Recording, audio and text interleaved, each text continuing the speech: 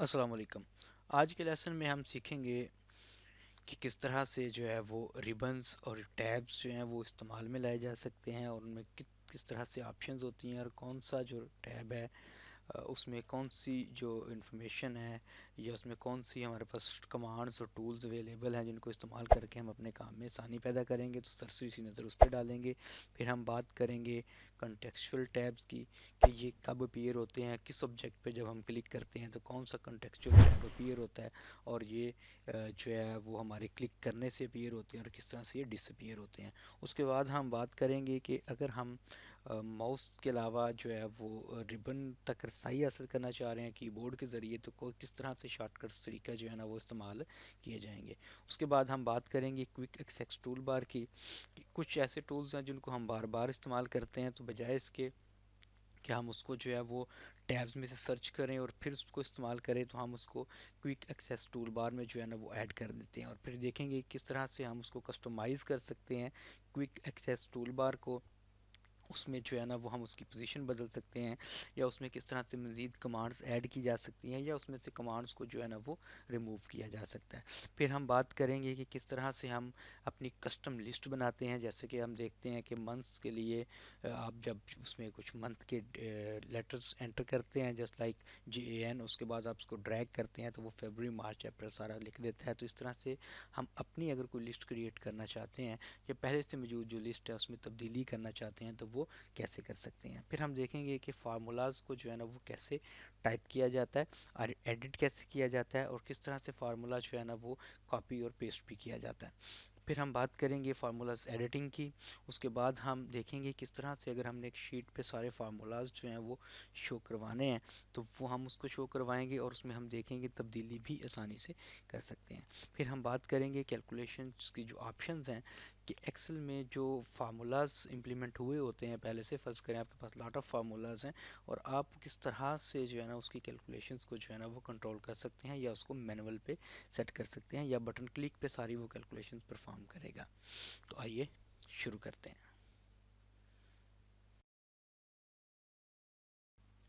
जी, तो आइए देखते हैं कि हमारे पास सबसे पहले यहाँ पे टैब्स अवेलेबल हैं। यहाँ पे आप देख रहे हैं कि होम का टैब है, इस तरह से इंसर्ट का है, पेज लेआउट, फार्मूलाज। तो जो टैब्स हैं हमारे पास वो मुख्तलिफ अवेलेबल हैं और उसमें जो कमांड्स हैं वो हम उस टैब के अंदर जो दी गई हैं रिबन्स हैं उसका जो ग्रुप किया गया है उसके मुताबिक उसको इस्तेमाल कर सकते हैं। फॉर एग्जांपल अगर हम होम में जाते हैं तो यहाँ पे कट कॉपी पेस्ट, तो ये देखें ये एक जो है ना इसका एक ग्रुप बना हुआ है, ये रिबन बना हुआ है, ये फॉन्ट से मुतल्लक चीज़ें हैं। इस तरह से अगर हमने टेक्स्ट की अलाइनमेंट करनी है तो ये उससे मुतल्लक ऑप्शन और कमांड्स हमारे पास अवेलेबल हैं। सिमिलरली नंबर्स फॉर्मेट अगर हमने सेट करना है या कुछ स्टाइल्स हैं तो ये ग्रुप बने हुए हैं। इसी तरह से अगर हम इंसर्ट में चले जाते हैं तो इंसर्ट के अंदर हमने कुछ चीज़ जो इसमें इंसर्ट करनी है जैसे कोई टेबल है, डायग्राम है, चार्ट है या सिंबल है, इस तरह से कुछ चीज़ें इंसर्ट करनी है तो इंसर्ट का टैब जो है ना वो इस्तेमाल किया जाएगा जिसको हम बाद में इस्तेमाल करेंगे। जैसे पाइवट टेबल टेबल्स हैं, इस तरह से दूसरा उसका जो हमारे पास रिबन यहाँ पे बना हुआ है वो इलस्ट्रेशंस का है। इसमें हम जो है वो क्लिप आर्ट दिखा सकते हैं, शेप्स इंसर्ट कर सकते हैं और दीगर चीज़ें भी कर सकते हैं। इस तरह से हमारे पास अगर हमने पेज की सेटिंग्स से मुतल्लक बात करनी है तो उसमें हमारे पास जो पेज लेआउट का जो टैब है वो यूज़ होगा जिसमें हमारे पास जैसे थीम्स हैं, पेज सेटअप्स है, स्केल टू फिट है जिसकी हम आगे चल के बात करेंगे और यहाँ पे जो अरेंज है इसमें भी बहुत सारी चीज़ें हम जो है ना वो इस्तेमाल करेंगे। उसके बाद अगर हमने फार्मूला से मतलब कोई चीज़ जो है ना वो गेट करनी है तो फार्मूलाज का टैब अवेलेबल है जिसमें मुख्तलिफ रिबन्स हैं, यहाँ पे ये देख सकते हैं आप। अगर हमने फंक्शनल जो लाइब्रेरी है उसको एक्सेस करना है, वहाँ पे मुख्तलिफ तरह के जो फंक्शन दिए गए हैं उनको रसाई हासिल करनी है तो यहाँ पे हम यूज़ करेंगे। कुछ यहाँ पे डिफाइंड नेम्स हैं, इस तरह से फार्मूला एडिटिंग है और कैलकुलेशन है, इस तरह से डेटा का है। फिर इस तरह से हमारे पास रिव्यू का टैब भी मौजूद है, व्यू का टैब है और यहाँ पे आपको एक डेवलपर टैब नज़र आ रहा है। ये developer tab by default on नहीं होता, इसको आप जो है वो ऑन करना होता है। अगर हमें ज़रूरत हो तो हम इसको ऑन कर सकते हैं। यहाँ पे आपको एक एक्रोबैट का टैब नज़र आ रहा है, जो मेरे पास एडोब एक्रोबैट इंस्टॉल्ड है तो ये ऑटोमेटिकली यहाँ पे हमें यहाँ पे शो हो रहा है, लेकिन हम इसको जो है वो शो करवा सकते हैं। अगर हम चाहें तो इसको डिसपियर भी कर सकते हैं। जी, तो अब हम बात करेंगे कंटेक्चुअल टैब्स की। यहाँ पे हमारे पास बाय डिफ़ॉल्ट जो टैब्स एक्सेल हमें प्रोवाइड कर रहा है वो मौजूद है। जैसे होम है, इंसर्ट है, पेज लेआउट वगैरह। अगर मैं किसी ऑब्जेक्ट को ड्रा करता हूँ, फॉर एग्जांपल मैं इंसर्ट पे क्लिक करता हूँ और यहाँ पे एक शेप जो है ना वो इंसर्ट करता हूँ। ये मैंने शेप इंसर्ट की। जब मैं शेप इंसर्ट करता हूँ और उस शेप को मैंने सेलेक्ट किया हुआ है, तो उससे रिलेटेड एक टैब जो है ना वो यहाँ पे आपको नज़र आ रहा है, जिसका नाम फॉर्मेट टैब है। तो ये टैब जो है, जब हम किसी ऑब्जेक्ट पे क्लिक करते हैं तो उससे जो रिलेटेड टैब होता है वो खुद ब खुद एक्सेल जो है ना हमारे सामने शो कर देता है, ताकि हम उन कमांड्स को इस्तेमाल कर सकें जो इस ऑब्जेक्ट से मुतल्लिक है। बाकी जो टैब्स हैं आप उनको इस्तेमाल कर सकते हैं। और इस तरह से फ़र्ज़ करें मैं इस साइड पे क्लिक करता हूँ तो ये देखें वो डिसअपीयर हो गया। जब दोबारा क्लिक करता हूँ तो उसके मुतल्लिका जो टैब है ना वो सामने नज़र आ रहा है। अगर फ़र्ज़ करें मैं यहाँ पे कुछ डेटा लिख लेता हूँ, जैसे स्टूडेंट का रोल नंबर है और मार्क्स यहाँ पे लिख लेते हैं, 3 स्टूडेंट्स के मैं एंटर कर देता हूँ। तो मैं अगर यहाँ पे चार्ट एक बनाना चाहता हूँ, फॉर एग्जांपल इंसर्ट, और यहाँ पे मैं एक चार्ट जो है ना वो बनाता हूँ, तो आप ये देखेंगे कि जब मैं साइड पे इस पे क्लिक किया, मैंने साइड पे सेल पे क्लिक किया, तो यहाँ पे हमारे पास जो टैब्स हैं वो वही डिफ़ॉल्ट टैब है जो हमें पहले शो हो रहे थे। अगर मैं इस चार्ट पे क्लिक करूँ तो आपको 2 एक्स्ट्रा टैब्स जो हैं वो यहाँ पे नज़र आ रहे होंगे, जो चार्ट टूल्स के नाम से, देखिए डिज़ाइन है उसका और उसके बाद उसका फॉर्मेट है। तो इस तरह से ये जो टैब्स हैं, कंटेक्चुअल टैब हैं, ये किसी खास ऑब्जेक्ट पे जब हम क्लिक करते हैं जो हमने ड्रॉ किया होता है, तो तब ये हमारे पास अपीयर होते हैं। और दूसरी ये चीज़ है कि जो ऑब्जेक्ट हम ड्रॉ करते हैं इंसर्ट में जाके, फर्ज करें चार्ट्स हैं, दूसरे हैं, वो सेल्स में नहीं होते। ठीक है, वो सेल्स में नहीं बनते। फॉर एग्जांपल ये जो मैंने ऑब्जेक्ट ड्रॉ किया है ये सेल्स में नहीं है, इसकी अपनी हैसियत है, वो सेल से हट के है। ठीक है, तो ये इस तरह से कॉन्टेक्सचुअल टैब इसका आ गया। और उसके बाद अगर हम इस पर क्लिक करें तो ये कॉन्टेक्सचुअल टैब जो है वो फॉर्मेट और डिज़ाइन से मतलब जो है ना ये आ गया, ये चार्ट से मतलब था। इसका कॉन्टेक्सचुअल टैब इससे समहाउ डिफरेंट हो सकता है, उसमें कुछ ऑप्शंस और होंगी। चार्ट में जो है ना वो हमें डिफरेंट ऑप्शंस मिलेंगी।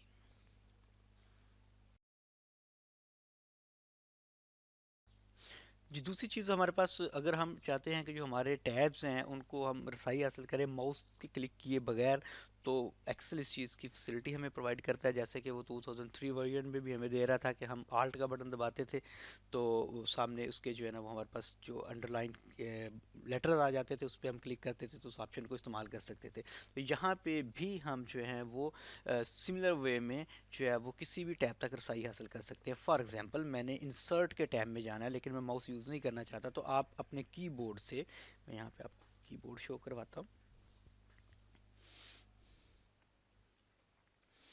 आल्ट का बटन दबाएंगे।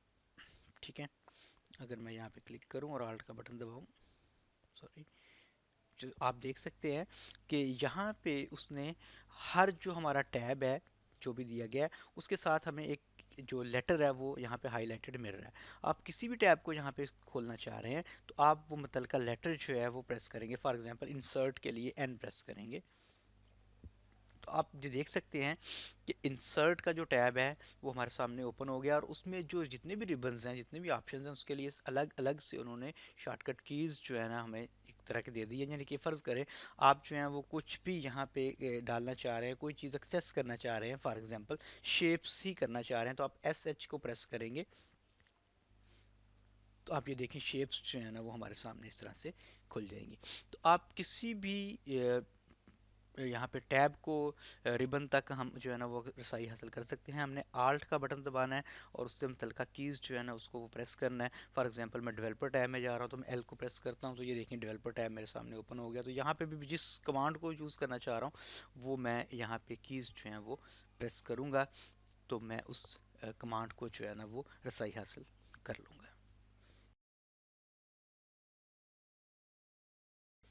जी, तो अब हम बात करने लगे हैं क्विक एक्सेस टूल बार की, वो कमांड्स जिनको हम बार बार इस्तेमाल करते हैं और ख़ास तौर पे हम अपने टैब्स से या रिबन में से उसको सर्च करते हैं और फिर उसको जो है ना वो इस्तेमाल करते हैं। तो क्यों ना उस कमांड को जो है ना वो ऐड कर दिया जाए क्विक एक्सेस टूल बार में। तो यहाँ पे आपको क्विक एक्सेस टूल बार नज़र आ रही है, आइए इसको कस्टमाइज़ करते हैं। इसमें मैं कुछ कमांड्स जो है पहले से ऐड की हुई हैं उनको रिमूव कर देता हूँ और नई कमांड्स जो है ना वो हम ऐड करते हैं। इस पर राइट क्लिक कीजिए और यहाँ पे लिखा हुआ है customise quick access tool bar. तो हमारे सामने जो है डायलॉग बॉक्स ओपन हो गया है। इसमें से आप पॉपुलर कमांड्स भी यहाँ से चूज़ कर सकते हैं। अगर आप चाहते हैं किसी खास टैब में से जो है वो कुछ कमांड्स ऐड कर दी जाएँ तो आप उन टैब्स को यहाँ पे जाके चूज़ कर लें और इनमें से इसको ऐड कर सकते हैं। यहाँ पे मैं जो है वो इंसर्ट का जो हमारा टैब है उसमें से जो कुछ कमांड्स हैं एक दो वो ऐड कर देता हूँ। फ़र्ज़ करें यहाँ पे जो है ना वो टेबल के लिए मैं इसको चूज़ कर लेता हूँ, टेबल। ठीक है, तो यहाँ पे मैंने इस कमांड को डाल दिया। अगर आप यहाँ पे गौर करें तो यहाँ पे शेप्स जो है ना वो इंसर्ट हुई हुई हैं, इसको जो है ना मैं रिमूव कर देता हूँ यहाँ से। ये देखिए रिमूव। अब इसको मैं ओके करता हूँ, तो टेबल की यहाँ पे कमांड जो है ना वो ऐड हो गई है। तो अगर आप वो कमांड जो फ्रीक्वेंटली यूज़ कर रहे हैं, आप उनको क्विक एक्सेस टूल बार में ऐड कर लीजिए और उनको जो है ना वो यहाँ से आप आसानी से इस्तेमाल कर सकते हैं। आप इस क्विक एक्सेस टूल बार की जो प्लेस है वो चेंज कर सकते हैं। फर्ज करें आप इसको चाहते हैं कि बिलो द रिबन जो है ना वो हमें शो हो, तो यहाँ पे वो बिलो द रिबन जो है वो शो हो रही है। अगर इस पर मैं दोबारा राइट क्लिक करता हूँ और उसको दोबारा जो है ना वो अबव द रिबन कर देता हूँ, तो यहाँ पे आप मुख्तलिफ कमांड्स जो है ना वो क्विक एक्सेस टूल बार में ऐड कर सकते हैं उसको, और अपनी मर्जी से जब मर्जी चाहें इसको कस्टमाइज कर सकते हैं।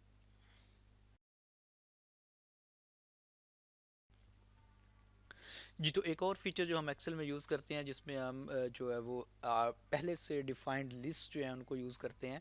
जैसे फर्ज करें हमने मंथ का जो नेम है, मंथ्स एंटर करने हैं, जैसे जनवरी लिखते हैं, उसके 3 लेटर्स में लिख के उसको ड्रैग करता हूँ, तो आप देखें कि वो ऑटोमेटिकली एक्सेल जो है ना वो बाकी जो नेम्स हैं वो खुद ब खुद इंसर्ट कर देता है। जैसे या हम इसमें दिनों के नाम जो है ना वो यूज़ करते हैं, फॉर एग्जांपल ये, और उसको जब मैं फिल हैंडल से इस कोने में यहाँ पे क्लिक करके नीचे ड्रैग करता हूँ, तो वो बाकी दिन जो है ना वो खुद ब खुद उसमें इंसर्ट कर देता है। तो हम ऐसी लिस्ट अगर हम खुद से बनाना चाहें, बाद दफ़ा ऐसा होता है कि हमें कुछ रिकॉर्ड्स जो हैं वो बार बार लिखने पड़ते हैं, तो ऐसी लिस्ट अगर हम कैसे खुद कैसे ऐड कर सकते हैं, तो आइए हम देखते हैं। आप फाइल पे क्लिक कीजिए, ऑप्शंस, एडवांस में चाहिए, और यहाँ पे हमारे पास नीचे ऑप्शन मौजूद होगी, यहाँ पे देखते हैं एडिट कस्टम लिस्ट।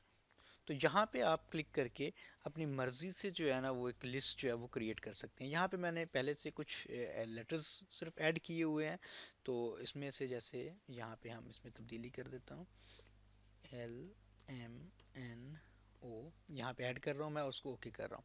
तो ये लिस्ट में जो है ना वो ऐड हो चुके हैं। अगर मैं फर्ज करें यहाँ पे ए लिखता हूँ और उसके बाद इसको मैं नीचे ड्रैग करता हूँ, तो आप देख सकते हैं कि जहाँ तक मैंने उस लिस्ट में उसको ऐड किया था, वहाँ तक जो है ना वो खुद ब खुद ये, आप इसको जब ड्रैग करेंगे तो ये उसको राइट डाउन कर देगा। इस तरह से हम अपनी जो लिस्ट हैं, फाइल पे क्लिक कर रहा हूँ दोबारा, ऑप्शंस और एडवांस, और यहाँ पे आप इस लिस्ट को एडिट भी कर सकते हैं। ये देखिए पहले से जो मौजूद लिस्ट है आप देख सकते हैं, यहाँ पे एक्सेल में बाय डिफ़ॉल्ट जो ऐड होती हैं वो यहाँ पे ये मौजूद। तो आप अपनी मर्जी से जो लिस्ट डालेंगे आप उसमें तब्दीली भी कर सकते हैं। तो इस तरह से बार बार किस चीज़ डेटा को टाइप करने की बजाय आप लिस्ट में ऐड कर सकते हैं।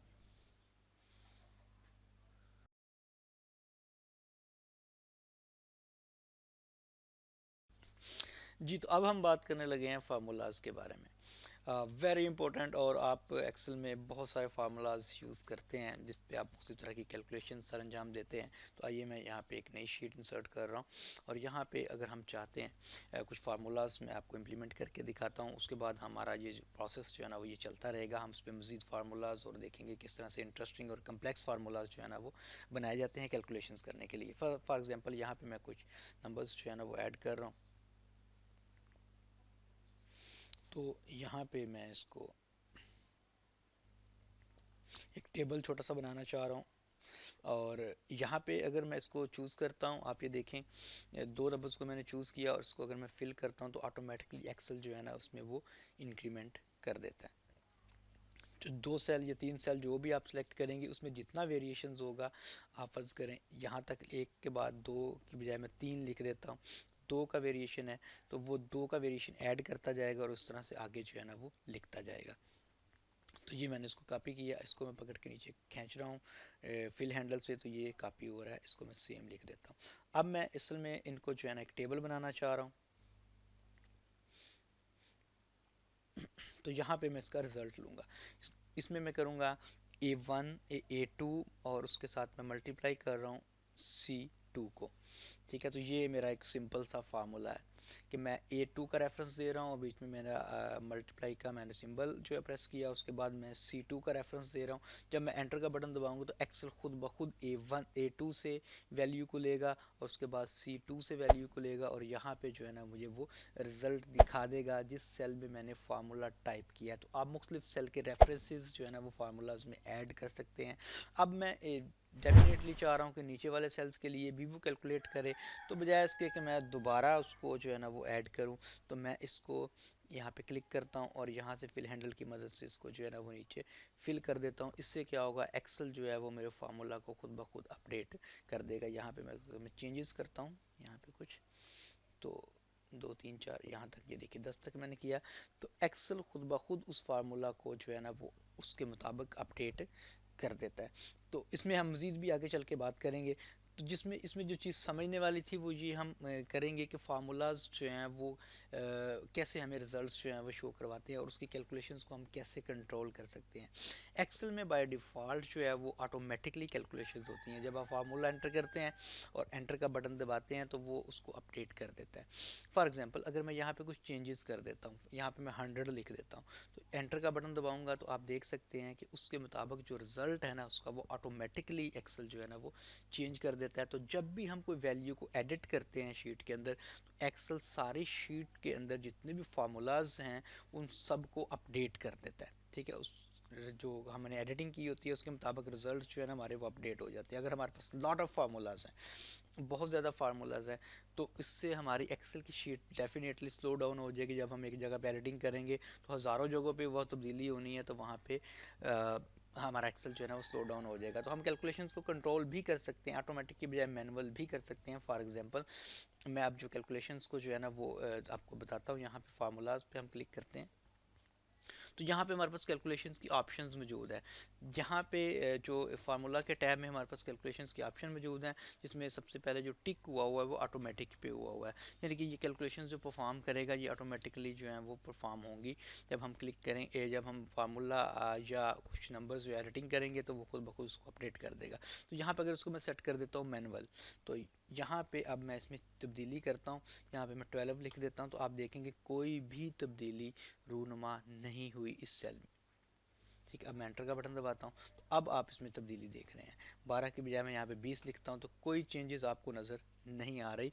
तो यहाँ पे अगर मैं इसको करूँ कैलकुलेट नो या कैलकुलेट शीट, तो ये इंटायर शीट को जो है ना वो करेगा। उसकी शिफ्ट प्लस F9 इसकी शॉर्टकट की है, इसको मैं क्लिक करता हूँ, ये देखिए, तो उसने ऑटोमेटिकली इसको अपडेट कर दिया। तो जहाँ जहाँ पे आपने एडिटिंग की होगी, फॉर एग्जांपल मैं यहाँ सारी जगहों पे 20 लिख देता हूँ, ये देखिए कोई भी तब्दीली आपको यहाँ पे नज़र नहीं आ रही। अगर मैं इसको करूँगा कैलकुलेट शीट, तो इस इंटायर शीट में कैलकुलेशंस करेगा। अगर मैं कैलकुलेट नो पे क्लिक करता हूँ तो जितनी भी आपके पास शीट्स हैं 10 से 15 हैं, वो सबको दोबारा रिकैलकुलेट करेगा।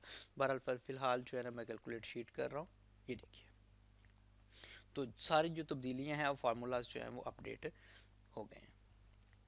अब एक्सेल की शीट में मैं चाह रहा हूँ कि मैं मेरे फार्मूलाज मुझे नज़र आएँ, तो इसके लिए वेरी इजी, हम यहाँ पे देखते हैं लिखा हुआ है फार्मूला आर्टिंग के रिबन में शो फार्मूलाज। इसके लिए जो हमारे पास शॉर्टकट की है, कंट्रोल प्लस टिल्डा का जो सिंबल है आपके कीबोर्ड पे मौजूद होता है 1 के साथ, तो उसको आप प्रेस करेंगे तो तब भी ये फार्मूला शो करवा देगा। यहाँ पे मैं क्लिक कर रहा हूँ, तो वो जितने भी फार्मूलाज दिए गए हैं वो सारे के सारे आपको यहाँ पे शो हो रहे हैं। आप इसमें तब्दीली भी कर सकते हैं। ठीक है, फार्मूला के अंदर कुछ तब्दीली करनी है आपने, तो यहाँ पे आप कुछ नया बीच में डालना चाह रहे हैं तो वो भी आप डाल सकते हैं। इस तरह से फार्मूलाज को आप देख सकते हैं। दोबारा आप कंट्रोल और टिल्डा का सिंबल प्रेस करेंगे तो बैक अपनी पोजीशन में जो है ना वो आ जाएगा। तो इसमें हम फार्मूलाज में तब्दीली कर सकते हैं, देख सकते हैं। यहाँ पे बेहतर है कि कैलकुलेशन ऑप्शंस को जो है ना वो ऑटोमेटिकली सेट कर दिया जाए, लेकिन कभी अगर आपके पास कैलकुलेशन ऑटोमेटिक नहीं हो रही तो आप इसको ज़रूर चेक कर लीजिएगा और उसको ऑटोमेटिक पे क्लिक कर दीजिएगा। तो ये था हमारा फार्मूलाज के बारे में थोड़ा सा इंट्रो, कि किस तरह से फार्मूला को, सिंपल फार्मूला इंसर्ट किया जाता है, फार्मूला को हम देख सकते हैं, और फार्मूलाज पे जो कैलकुलेशंस हैं वो किस तरह से ऑटोमेटिक होती हैं और किस तरह से उसको मैनुअली पे सेट भी किया जा सकता है।